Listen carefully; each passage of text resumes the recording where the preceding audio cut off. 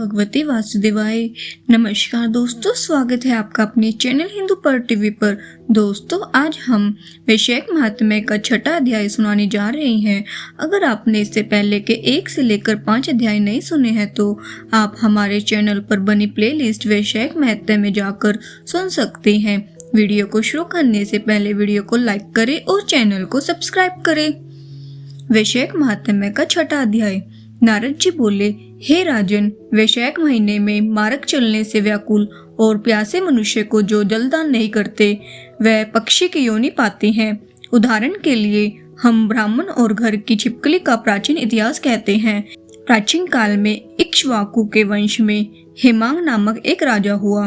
वह ब्राह्मणों का भक्त, अनिंदक, जित शत्रु और जितेंद्रिय था। पृथ्वी में जितने बालू के कण, समुद्र में जितने जल के बिंदु हैं और आकाश में जितने तारागण हैं, उतने ही गो उस राजा ने दान की। उसने बहुत से यज्ञ किए।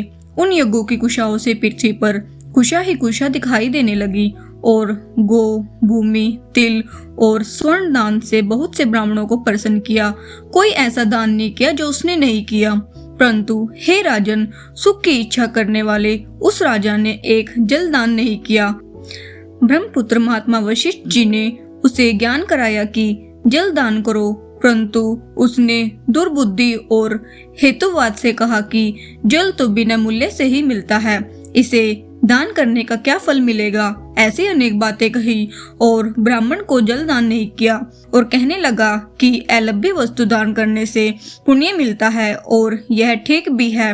वह राजा लूले, लंगड़े, दरिद्री और जीविकाहीन ब्राह्मणों सेवा तो करता था, किंतु वेद पाठी, तत्वज्ञानी और तथा ब्रह्मवादियों की पूजा नहीं करता था।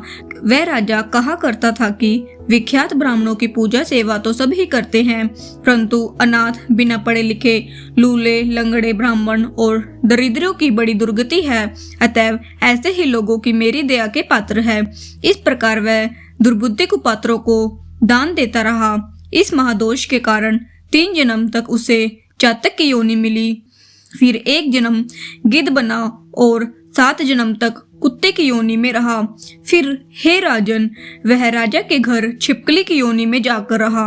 उसका नाम श्रुति कीर्ति था और मिथिलापुरी का राजा था। छिपकली घर के दरवाजे की चौखट के ऊपर कीड़ों को भक्षण करती हुई 87 वर्ष तक वहीं रही। एक दिन दैव योग से मुनियों में श्रेष्ठ श्रुति देवक नामक ऋषि दोपहर के बीच मार्ग से थके मिथिलापति के घर आए। ऋषि को देखकर राजा अत्यंत प्रसन्न होकर सहसा उठकर बड़े आदर सत्कार से मधु प्रकादि से पूजन कर चरण धोने लगा और चरणों को अपने मस्तक पर छिड़का। तब दैव योग से जल की एक बूंद छिपकली पर गिर पड़ी।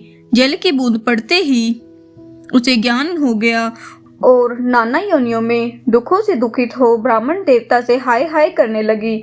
हे ब्राह्मण, मेरी रक्षा करो।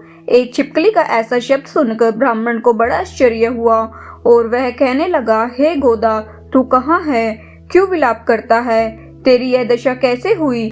तू देवता है कि कोई पुरुष है या कोई राजा है अथवा ब्राह्मण है? हे माँ भाग, तू कौन है? कह तो सही, मैं आज ही तेरा उद्धार करूंगा। ऋषि की ऐसी बात सुनकर वह राजा महामतिमान श्रुति देव से कहने लगा कि हे ब्राह्मण, मेरा जन्म इक्ष्वाकु कुल में हुआ था और मैं वेद शास्त्रों का पूर्ण ज्ञाता था। पृथ्वी में जितने रज के कण हैं, जितने जल के बिंदु हैं, जितने आकाश में तारागण हैं, उतने ही गोदान मैंने की। मैंने सभी यज्ञ किए, वापी, कुएं और तालाब बनवाए, अनेकों दान किए और धर्म पूर्वक राज्य भी किया, तो भी मेरी ऐसी दुर्गति हुई और मुझे स्वर्ग न मिला। 3 जन्म तक मुझे चातक योनि मिली और 1 जन्म में गिद्ध हुआ। फिर 7 जन्म तक कुत्ते की योनि पाई।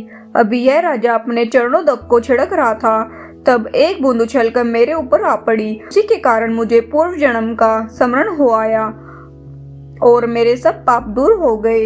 हे द्विजवर, 28 जन्म तक मुझे छिपकली की योनि भोगनी पड़ी। तरह तरह की दैवी सृष्टि दिखाई देती है, अतः अब मैं इन जन्मों से डरता हूँ। हे द्विज, मेरी यह दशा कैसे हुई, यह विस्तार से कहिए।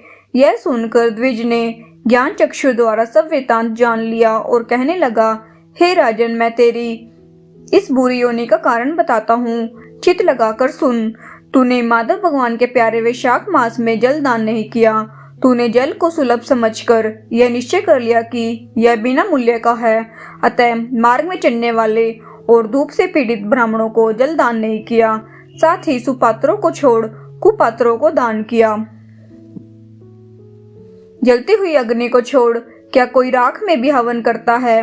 पराय बताते हुए सुगंध आदि से युक्त कांटेदार वृक्षों का कोई भी पूजन नहीं करता। सब वृक्षों में पीपल की ही पूजा होती है। तुलसी को छोड़कर बेरी का पूजन क्यों नहीं करते? पूज्यता के विषय में अनाथ की आवश्यकता नहीं है। लूले लंगड़े केवल दया के पात्र है, पूज्य नहीं। तपस्वी, ज्ञानी, वेद आदि शास्त्रों के ज्ञाता ये विष्णु भगवान के स्वरूप है, अतः वे सदा पूज्य है। इनमें भी ज्ञानी ब्राह्मण सदैव ही विष्णु भगवान को अत्यंत प्यारे हैं। इसी कारण से ज्ञानी ही सदा पूज्यों में भी अधिक पूज्यतम है और साधु महात्माओं की अवज्ञा इस लोक और परलोक दोनों में दुखदायी है। महापुरुषों की सेवा ही धर्म अर्थ मोक्ष का कारण है। ऐसे ही करोड़ों अंधे जाति कर्तव्य को नहीं देखते। ऐसे मंद आश्रम के लोगों की संगति से कुछ नहीं मिलता। वैसे ही जल में तीर्थ और मिट्टी अथवा पत्थर के बने देवताओं से भी तत्काल कुछ लाभ नहीं होता। ये तो बहुत काल में पवित्र करते हैं, किंतु साधु महात्मा दर्शन से ही पवित्र कर देते हैं। साधु सेवा से कोई सुशिक्षित पुरुष दुखी नहीं होता। जैसे अमृत पान करने से जन्म मरण वृद्धावस्था आदि दुख नहीं देते। तूने जल दान नहीं किया, न साधुओं की सेवा की। हे इक्ष्वाकु नंदन, इसी से तेरी यह दुर्गति हुई है। वैशाख में जो मैंने पुण्य किया है वह तेरी शांति के लिए तुझे दूंगा। इसके प्रताप से भूत भविष्य और वर्तमान कर्मों के संस्कार दूर हो जाएंगे। ऐसा कह जल स्पर्श कर सर्वोत्तम पुण्य का फल दे दिया। इस तरह जब उस ब्राह्मण ने वैशाख में एक दिन के स्नान का फल उसे दे दिया, तब उसके सब पाप दूर हो गए और छिपकली की योनि त्याग कर दिव्य विमान पर चढ़ दिव्य माला वस्त्र और आभूषण पहन मिथिलापुरी के महल में सब प्राणियों को देखते देखते हाथ जोड़ परिक्रमा दे नमस्कार कर आज्ञा ले स्वर्ग को चल दिया। देवता लोग उसकी स्तुति करने लगे। वहाँ 10,000 वर्ष तक अनेक भोगों को भोग रही वह राजा इक्ष्वाकु के वंश में महाप्रभावशाली काकुत्स्थः नाम से पैदा हुआ और सप्तद्वीपवती पृथ्वी का पालन करता हुआ बड़ा ब्राह्मण साधु सेवी इंद्र का सखा और विष्णु का अंश हुआ।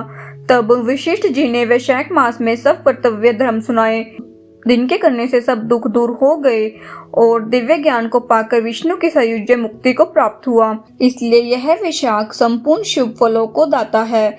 इसमें जो मनुष्य यथोक्त धर्म करता है उसकी आयु और यश बढ़ता है, पाप दूर हो जाते हैं, पुरुषार्थ चतुष्टय की प्राप्ति होती है और विष्णु भगवान प्रसन्न होते हैं। इसलिए ब्राह्मण, क्षत्रिय, वैश्य, शूद्र ये चारों वर्ण, ब्रह्मचारी, गृहस्थ, वानप्रस्थ और संन्यास चारों आश्रम वाले मनुष्य को वैशाख मास के कहे हुए कर्म करने चाहिए। वैशाख महात्म्य का 6वां अध्याय समाप्त हुआ। जय विष्णु भगवान की जय।